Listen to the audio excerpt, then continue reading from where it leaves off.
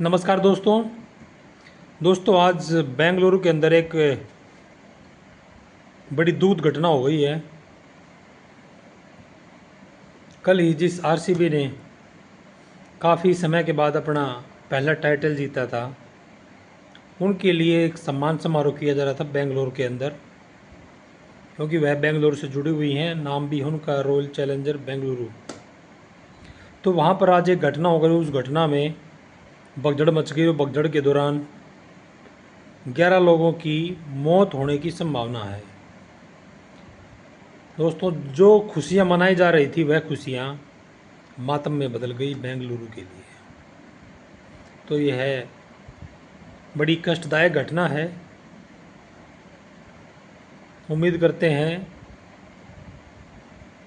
कि जितने भी लोग उसमें घायल हुए हैं वे सब भी स्वस्थ हो जाएं, और जिनके घर के जो लोग गए हैं भगवान उनको ये दुख सहने की शक्ति दे, भगवान उनकी आत्मा को शांति दे। दोस्तों, ये एक बड़ी विकट परिस्थिति है हमारे देश के अंदर कि जब भी कोई कार्यक्रम होता है तो उसमें हमारे लोगों के अंदर डिसिप्लिन नहीं होता। वो लाइन में लगना एक अपराध समझते हैं, जिस कारण ये भगदड़ें होती हैं। आप देखते हो हमेशा कभी मंदिर में भगदड़ हो जाती है, कभी इधर अभी प्रयागराज में भगदड़ हुई थी, अभी ये बेंगलुरु में भगदड़ हो गई। मेरा निवेदन है मेरे देश के लोगों से कि आप कुछ थोड़ा बहुत कुछ जो सिविक सेंस है वो सीखो, ताकि आप लोगों को ये जो परिस्थितियाँ क्रिएट होती हैं इनका सामना ना करना पड़े। इस तरह की भगदड़ फिर से ना मचे।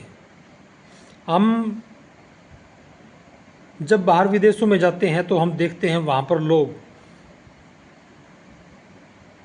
लाइन में लगकर हर कार्य, जो भी पब्लिक डीलिंग का जो काम होता है या कहीं आना जाना होता है, तो वो लोग बड़े सभ्य तरीके से खड़े होते हैं, बड़े सभ्य तरीके से आते जाते हैं। लेकिन हमारे देश के लोगों के अंदर जो सिविक सेंस है, जो पब्लिक लाइफ है, उसका बहुत अभाव है। पब्लिक थिंकिंग का बहुत अभाव है। यहाँ पर हर आदमी बस यूँ लगा रहता है कि कहीं इस भीड़ में से तू पीछे ना रह जाए, इसलिए वह उस भीड़ से आगे निकलने के चक्कर में असावधानी करता है, जिसके कारण सिर्फ वही नहीं और जो भी जितने भी लोग होते हैं उनको भी इस परिस्थिति का सामना करना पड़ता है। इस तरह की भगदड़ का सामना करना पड़ता है, जिससे देश में बड़ी दुर्घटनाएं होती हैं। तो दोस्तों, हमें थोड़ा समझना चाहिए। मैं खुद भी देखता हूँ, जब मैं मेट्रो से ट्रैवल करता हूँ तो जैसे ही मेट्रो आती है, जहाँ से मेट्रो का डिपार्चर होता है जिस स्टेशन से, वहाँ से जब मेट्रो चलती है तो जो मेट्रो वहाँ पर आकर लगती है स्टेशन पे, तो जो लोग हैं ना लोग, और ये नहीं, मैं बैठता हूँ मिलेनियम सिटी सेंटर से, मिलेनियम सिटी, उसके बाद द्रोणाचार्य, एमजी रोड, यहाँ से जो ट्रैवलर, जो यात्री, जो पैसेंजर जो बैठते हैं ना, वो लोग बहुत ही एजुकेटेड हैं। कोई बीटेक है, कोई एमबीए है, कोई सीए है। ये इस तरह के जो एजुकेटेड लोग हैं, ये वे लोग हैं। लेकिन ये लोग भी जब मेट्रो आके रुकती है तो सीटों के लिए इस तरीके से छटपटाते हैं कि पता नहीं ये सीटें गायब हो जाएंगी। अगर ये लोग नहीं बैठ पाए उन सीटों पर तो कोई अपराध हो जाएगा, आसमान टूट पड़ेगा, कोई बिजली गिर जाएगी। पता नहीं क्यों नहीं हम थोड़ी दूर चल कर ट्रैवल नहीं कर सकते क्या? ये हमें चीज़ समझनी पड़ेगी, ये चीज़ हमें सोचनी पड़ेगी। मैं अपनी बता रहा हूँ।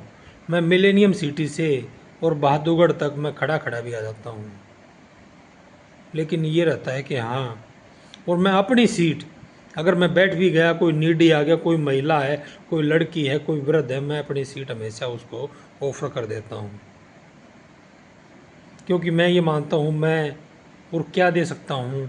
मैं जहाँ से मैं ट्रैवल कर रहा हूँ, इन लोगों को मैं क्या दे सकता हूँ, मैं अपनी सीट ही उनको दे सकता हूँ। ये मैं सोचता हूँ और मैं ये हमेशा सोचता हूँ, चाहे मैं बस में बैठूँ, चाहे मैं मेट्रो में बैठूँ, या मैं कहीं भी मैं ट्रैवल कर रहा हूँ, मैं ये सोचता हूँ कि मेरे से जो ज़्यादा नीडी है वह व्यक्ति इस सीट को ले सकता है। और मैं, कोई मुझसे नहीं भी बोलता तब भी मैं खुद देखता हूँ यार, इसको बैठना चाहिए और मुझे खड़ा हो जाना चाहिए। तो मैं सभी देशवासियों से मैं ये निवेदन करता हूँ कि भाई थोड़ी तसल्ली, थोड़ा पेशेंस रखो। अब वो जो स्वागत हो रहा था उनका, आप सब ने देखा, वो स्वागत वो वहाँ पर शमशान में बदल गया। सोचो ज़रा, हम प्रशासनिक कमियां नहीं गिना रहे और ना ही हमें गिनानी चाहिए, क्योंकि पुलिस वाले हो सकता है 2000 हों, 3000 हों, 4000 हों, लेकिन पब्लिक 6 लाख थी वहाँ पर।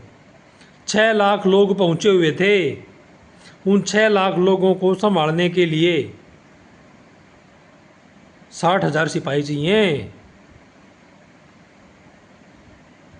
भारत जैसे देश में जहाँ पर इतनी ज़्यादा पॉपुलेशन है, जहाँ पर लोग डिसिप्लिन में नहीं रहते, उनको डिसिप्लिन में रखने के लिए बहुत ज़्यादा ज़रूरी है, लेकिन फिर भी लोग नहीं समझते हैं। पुलिस ने दिखा रहे हैं, पुलिस उसमें पुलिस लाठीचार्ज भी कर रही है, तब भी लोग नहीं समझते हैं। अब वो जो 11 लोग चले गए, उन सोचो उनके घर वालों पर क्या बीतेगी। अब जिन खिलाड़ियों का सम्मान होने लग रहा था, अब वो 17-18 साल बाद जीत कर आए थे, उनके ऊपर क्या बीतेगी कि उनकी जो ये जीत थी, जो इनको इतने वर्षों बाद मिली थी, और वह जीत इस मातम में बदल गई।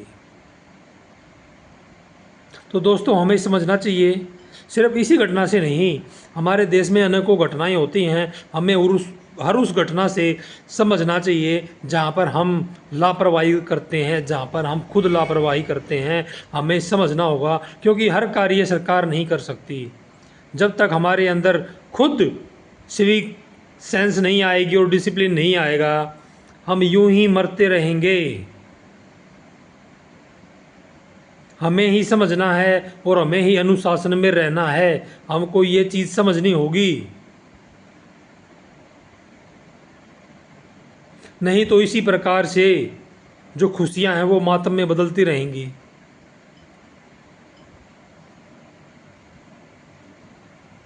ठीक है दोस्तों, नमस्कार, धन्यवाद।